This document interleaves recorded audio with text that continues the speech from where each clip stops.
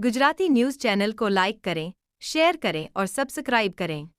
सुविधा नहीं, कोई फैसिलिटी नहीं, कोई आर्मी नहीं, कोई પોલીસ નહીં। જ્યારે મોટા મોટા નેતા આવે કોઈ વીઆઈપી માટે પાછળ કેટલી ગાડી ઉપર હેલિકોપ્ટર શેનાથી હાલે છે? ટેક્સ પે કરે છે એના ઉપર નથી। વીઆઈપી માટે જે સર્વિસ છે એ આ લોકો માટે કેમ નથી?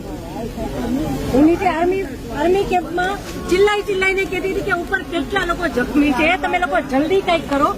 અમે ઉપરથી પડતા આખડતા નીચે ઉતરાતે હજી ઉપર કોઈ ફેસિલિટી ગઈ નહોતી। ઉપર આટલું બધું થઈ ગયું હતું, નીચે આર્મીને ખબર કેમ ન પડી કે ઉપર આ થઈ ગયું છે? આતંકવાદી અમારી સામે આવીને ગોળી મારી જાય છે, હિન્દુ મુસલમાનને અલગ કરીને હિન્દુના બધા ભાઈઓને ગોળી મારી છે। તો આપણી આર્મી કરે છે શું?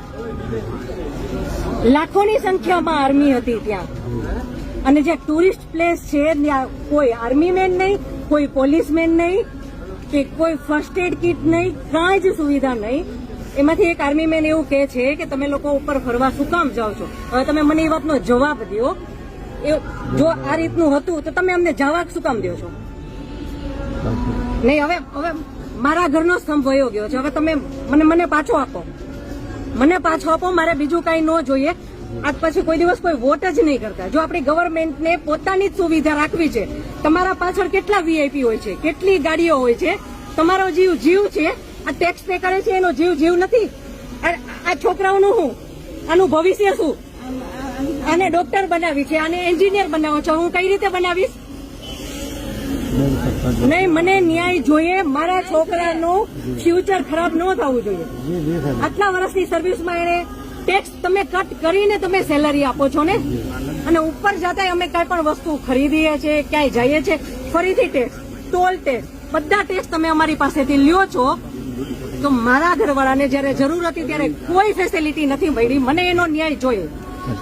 તમે લોકો અહીંયા જ રહ્યો, તમે કહો મને કે તમે શું કરશો એના માટે। આ એક નહીં, આના જેવા જેટલા ભાઈઓ બધા નિર્દોષ હતા, બધાને આવડા છોકરા હતા। નહીં, સરકાર ખાલી કહે છે કે અમે કરશું। આ બધું બની ગયું, આ બધાને હોસ્પિટલ ખબર નહીં શું ફેસિલિટી મળી ન મળી। બીજે દિવસે આટલો કર્ફ્યુ, આટલી રોડ બંધ, રોડ ઉપર 100-200 જ્યાં જોઈને ઢગલા। નહીં સર, નહીં, સાંભળો, તમારે સાંભળવું પડશે। જયારે બધું પતી જાય પછી આપણી ગવર્મેન્ટ આવીને ફોટા પાડે છે કે અમે આર્મી ઓફિસર અહીંયા હતા, પોલીસ અહીંયા હતા, નેતા આવ્યા છે, પછી શું કામનું? અને આર્મી ઓફિસર એવું કેમ બોલી શકે કે તમે લોકો ઉપર જાઓ છો શું કામ ફરવા? અને ત્યાં એક બોલ્યો તો બાકીના બધા સાંભળતા હતા, તો કોઈ કઈ ત્યારે કેમ ન બોલ્યું? અમે ત્યારે બોલ્યા કે આર્મી મુર્દાબાદ, કે આર્મી હાય, તો અમને પકડીને કેમ અંદર ફેંકી દે છે? रिपोर्टर अरविंद राठौड़, सूरत।